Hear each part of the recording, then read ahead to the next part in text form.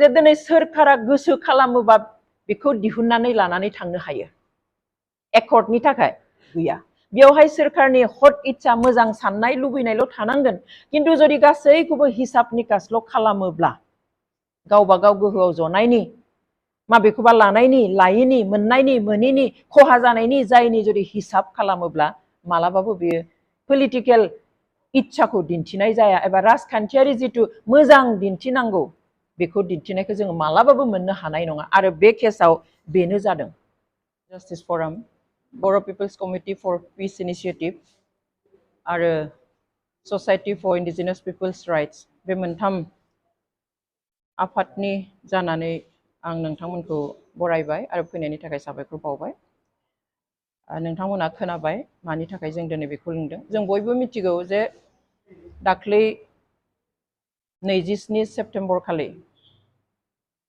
NDFB नि गायसनगिरि आफादगिरि D.R. नाब्ला एबा रन्जन दैमारिखौ लाफानानै बिथांमोननि माखासे दैदेनगिरि आरो केडार्सफोरखौहाय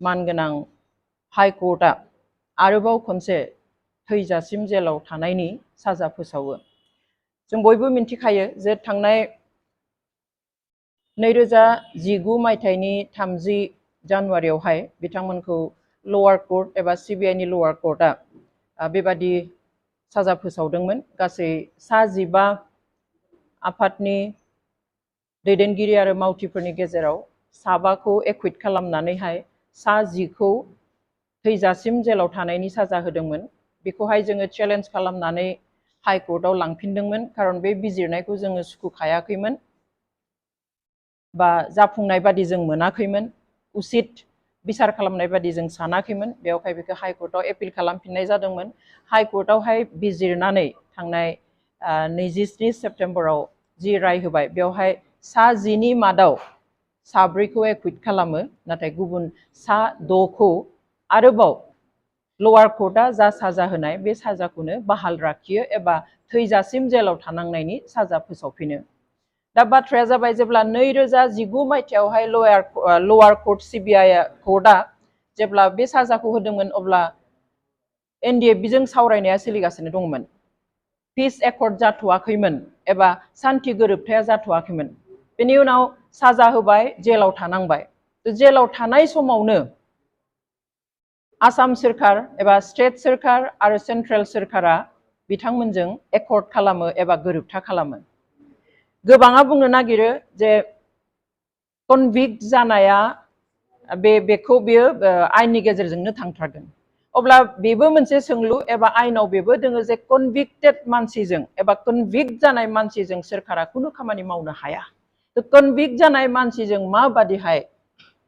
2020 मायथाइनि 27 जानुवारियाव बोरैहाय गोजोन गोरोबथाखौ खालामखो अब्ला पिस एकर्डनि गोजोन गोरोबथानि ओंथिया बहा थाखो दिनै बर' हारिनि मोनथाय गांनाय उखैनायखौ सुफुंनो थाखाय नासयनाय नाख्रेबजानाय सोबख'जानाय बेफोरनिफ्राय उदां खालामनो थाखाय बे सोमावसारनायखौ सोरखारा एक्नलेज खालामदों स्वीकार खालामनानै बुंदों जे बिसोरो गुबुन टेररिस्ट संगठन बादि नङा जे बिसोर गावसोरनि मोनथाय दङ बेनिखाय बेबादि आखायाव हाथियार लानानै बेबादि खुद्रिखांदों आरो बेनिखायनो एक्नलेज खालामनानै सोरखाराबो सिज फायार खालामदों आरो NDFB निफ्रायबो सिज फायार खालामदों बेनि उनावहाय सावरायनाया जागायजेननो थाखाय सावरायनायखौ लांनो थाखाय इन्टारलकिउटर एपइन्टमेन्ट होदों अब्ला बिनि उनावहाय सावराय फैनानै जेब्ला एकर्डआ जायो अब्ला बे एकर्डखौ खालामनायनि उनाव जायफोरनि सोमावसारनायखौ एक्नलेज खालामनानै स्वीकार खालामनानैहाय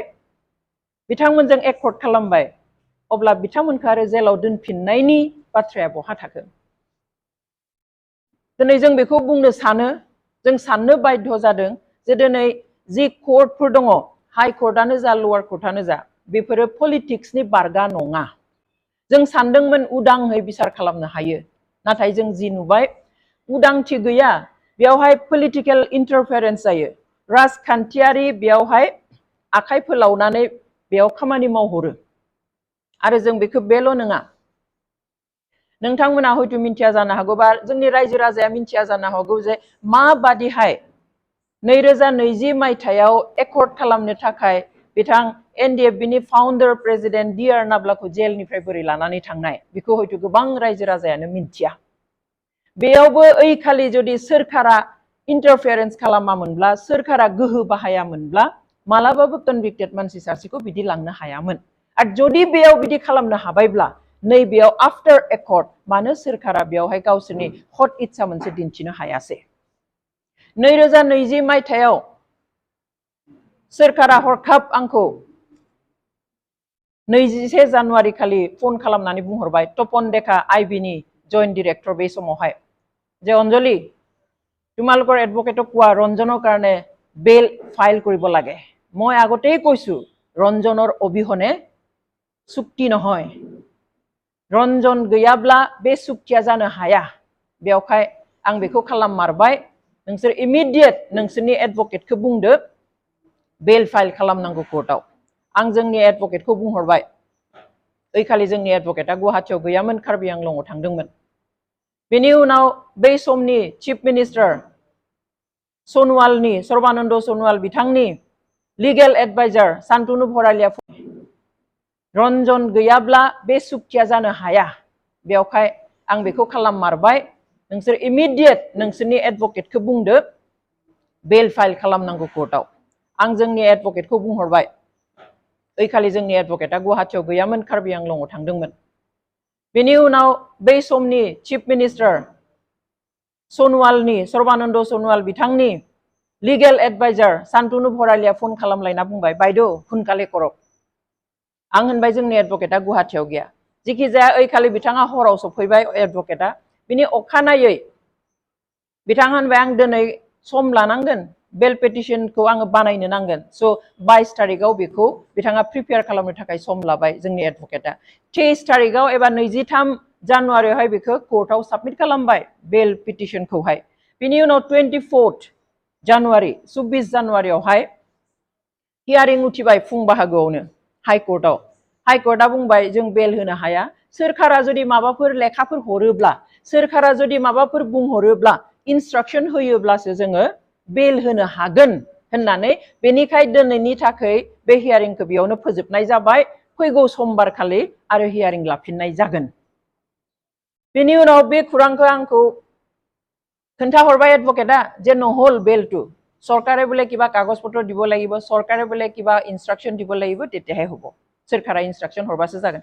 आं लोगो लोगो IB नि जइन्ट डिरेक्टर तपन डेकाखौ फन खालामबाय जे এনেকুৱা এনেকুৱা কথা बेल নহ'ল, আপোনালোকে बोले किबा कागज দিব লাগে, সেইটো দিলেহে হ'ব। बे बागदावखांबाय। आं সোমবাৰলৈ পিছুৱালে, সোমবাৰলৈ আকৌ हियारिंটো হ'ব। बे সোমবাৰে কেই तारिख? आं बाय 27। एटुटो নহ'ব, 27 तारिखे आमी कामটো কৰিम बुलियै भाबिसु।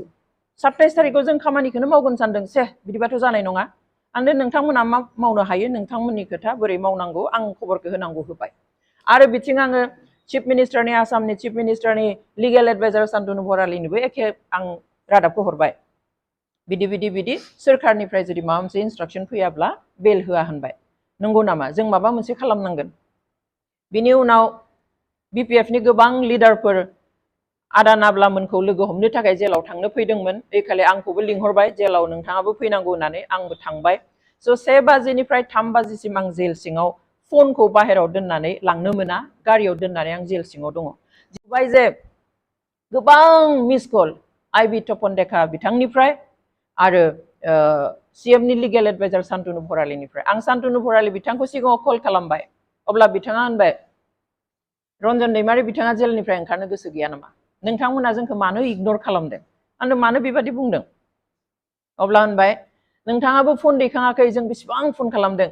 नोंसिनि एडभोकेटआबो फन दैखाङाखै, बेसेबां जों कल खालामदों। आं होनबाय एडभोकेटआ सानाव फन हमनो असुबिदा, खारन बिथाङा कोर्टआव दङ, साइलेन्टआव दोनो बिसोरो कोर्टआव थानायाव फन लाया। आरो आं जेलाव दङमोन आदाखौ लोगो हमनो थाखाय माखासे आलासि फैनाय। स' आं बिसोरजों दङमोन, नों मिथिखायो जे आं फनखौ सिङाव लांनो हाया। अब्ला बिथाङा बुंबाय जे सेन्ट्रेल सोरखारनो रन्जन दैमारिखौ नांथारगौ। बेवहाय सोरखारनिफ्राय जि मावनो गोनां बेखिनिखौ मावनानै हरजोबबाय। आरो दा नैथि खेबनि थाखाय 3 बाजियाव दा हाइकोर्टआव रन्जन दैमारिनि बेलनि हियारिं जागोन। नों जेराव दङ जेरै दङ नों हाइकोर्टआव दानो थांदो। आं फुंनिफ्राय जेबो जायाखैमोन जानो जिरायहांदोंमोन हटेलाव आरो बेखौ आङो जाया लोङा खारनानै आङो हाइकर्ट फारसे थांबाय हाइकर्ट मोननो 5 मिनिट थाब्लानो एडभकेटआ आंखौ फन खालामना बुंबाय बेला जाबाय 4टाव बेनि उनाव बेलखौ जों नुवाखै बेल कपिखौ जों नुवाखै भार्बेलि अर्डार होबाय बेखौ टाइप खालामनाय लिरगौ मानि मागौ मानि कर्टआनो बन्द जाबाय 7टाव जोंनो बे कपिखौ होबाय नायब्ला नुबाय जे बेयो इन्टारिम बेल जिखि जाया आं बेयाव मा बुंनो नागिरदों जे दिनै सोरखारा गोसो खालामोबा बेखौ दिहुननानै लानानै थांनो हायो एकर्डनि थाखाय अब्ला नैबेयाव आफ्टार पिस एकर्ड गोजोन गोरोबथा जाखांनायनि उनाव give and tech forgive and forget mutual understanding for the interest of the peace political बन्दी बिथांमोना political prisoner बिथांमोना साधारन ओरैनो गुबुन खयदी बादि नङा गुबुन क्रिमिनेल बादि नङा दिनै NDFB नि जेसेबां दङ 60 निख्रुइबो बारा जिखिनि दङ all are political prisoner जायखि politically खालामनो हायि जेबो गैया बेवहाय सोरखारनि हट इच्छा मोजां साननाय लुबैनायल' थानांगोन किन्तु जुदि गासैखौबो हिसाब निकासल' खालामोब्ला गावबा गाव गोहोआव जनायनि माबेखौबा लानायनि लायिनि मोननायनि मोनिनि खहा जानायनि जायनि जुदि हिसाब खालामोब्ला मालाबाबो बेयो पलिटिकेल इच्छाखौ दिन्थिनाय जाया एबा राजखान्थियारि जितु मोजां दिन्थिनांगौ बेखौ दिन्थिनायखौ जों मालाबाबो मोननो हानाय नङा आरो बे केसाव बेनो जादों दिनै आरो बिदिबो जाबावदों जे जों मिन्थिनायाव सासे मानसिनि हियारिंखौ मोनसे केसनि हियारिंखौ सानसेयाव खनसेल' लानो हायो